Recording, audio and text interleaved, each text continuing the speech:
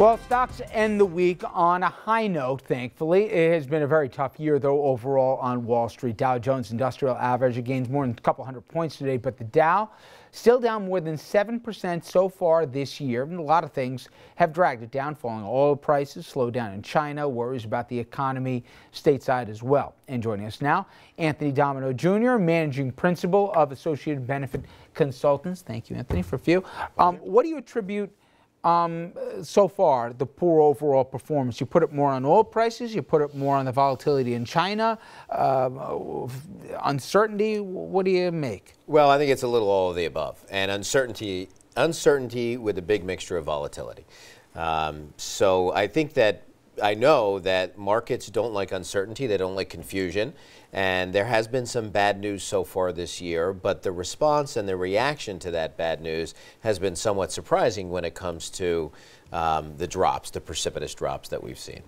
You know, I saw there was a piece in Wall Street Journal by Blinder today saying that markets are scaring themselves. How much of this is, to a lesser degree, what we see in the Chinese markets, where, you know, every ebb and flow, there's just an overreaction, more so than maybe a generation ago, which they expected, the dips and the valleys? Well, part of that is the news cycle, right? Every information is always blame the media. Yep, go ahead. It's accessible. The cycle is accessible at everyone's fingertips, and you have momentum trading from computer stocks. You have computer programs. You have individuals who can manage their own portfolios. You have oversteering naturally that occurs of the ship in either direction somewhat.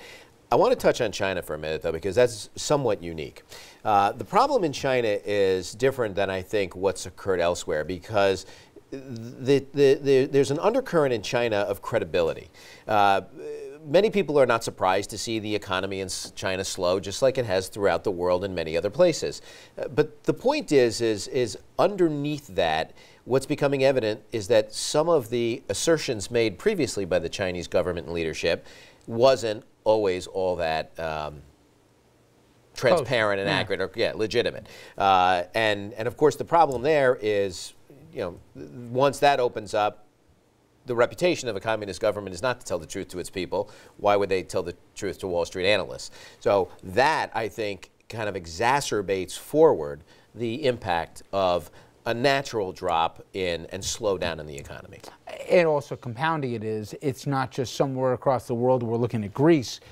This also has the fact that they hold so much for debt as well here, and that, you know, 800-pound gorilla, right? Absolutely. Although you could make an argument that stabilizes us, because the stability of our marketplace is a safe haven for the people who are investing in this country. It does make us look more appealing to many of the Chinese investors or the Chinese government. All right, let me make you very uncomfortable, because we're sitting with a table full of people that have been talking about the election. So between now and November, if we're looking at historical trends and also some of the drivers of that volatility, where do we think the economy goes? I've seen some hedging here in terms of that we shouldn't expect, even some of the state numbers, the city budget that was put up by de Blasio, that they expect a little bit of a downturn in the economy. Will the economy be viewed by the public, do we think, as a net asset here, heading the right direction come the fall? Or are we going to start to see some downturns after 2 years of solid growth? Great question. What we are seeing, I think, in addition to the transparency of the internet society we live in, is that our economy is very heavily dependent upon feeling, emotion, confidence, comfort. That's a core part of how people feel, determines how they spend, how they invest, how they feel about taking risk, as well as the math behind the reward that's there. I don't have an answer for you as to whether it will be up or down or not, but I think you're onto something when you say it's going to be a very important aspect, and even increasingly so in this short, tight news cycle where everything happens right away. You know, Shelley, it's interesting. I saw it, and I wish I could give it the right attribution. I forget where I saw it. But they were comparing sitcoms for the last 40 years. And they said, you go to Archie Bunker's house versus the guy from King of Queens' house. Sure, technology may change, but it's the same kind of setup. But there may have been optimism in different times, even if it was the same household incomes, even adjusted for inflation, then than you did now. How do you think the public feels about the economy? I mean, the administration can say, hey, wait a minute, more jobs created than any other thing. What are you guys talking about here? But then all the other indicators can say less savings for the households, more razor-thin margin. Something goes south here, you're in deep trouble, can't afford college maybe where you could have a generation ago. What do you think the sentiment, and use your own district if you want, how do they look at the economy now? I think, you know, it's very much the contradiction you've described. In the face of good growth numbers, there's tremendous economic insecurity in my district, in the city of Yonkers, among people who are working, sometimes working 2 jobs. If one job, their hours get cut, they're worried they won't be able to afford the rent.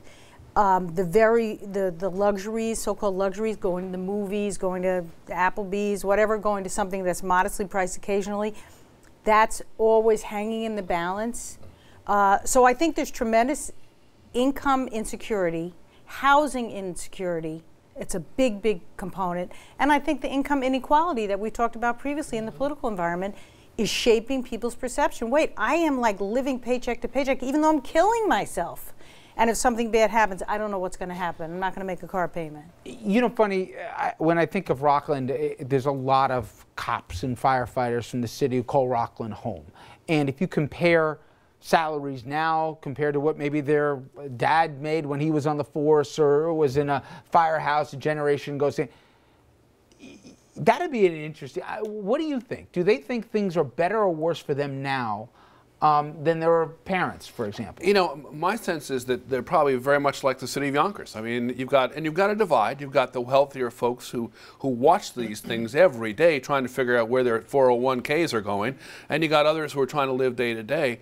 And then you've got, you know, some real pockets of poverty that really are struggling just to put food on the table, seriously getting food on the table.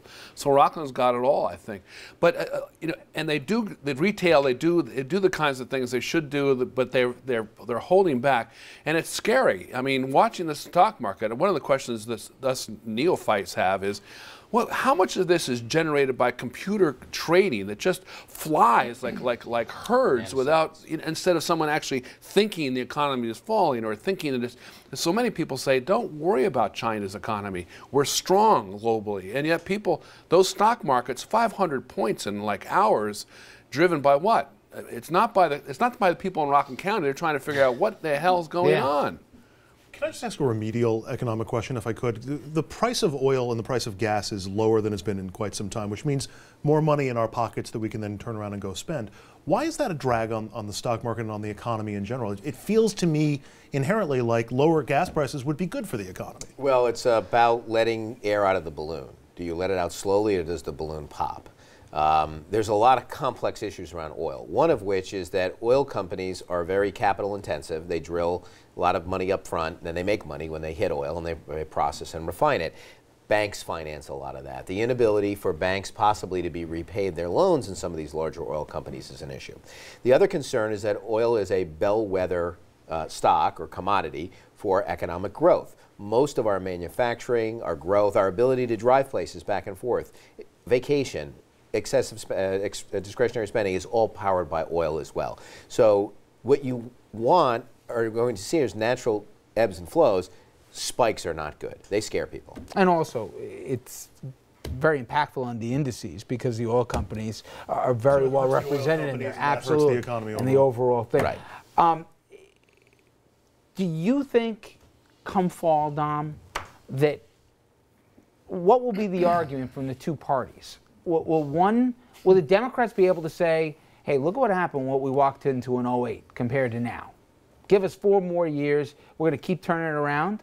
Or do you run away from the current economy saying, you know, forget it, nobody can really change it, it's kind of its own animal? If you're the Democratic nominee, you will say we will continue upon the successes that have started under the Obama years, pointing out of the near catastrophe that the country was in financially when he took office. If you're the Republican nominee, you point to the current snapshot of where things are and say this is tremendous failure with our economy. It's time for one of us to fix it. So it's all about the spin.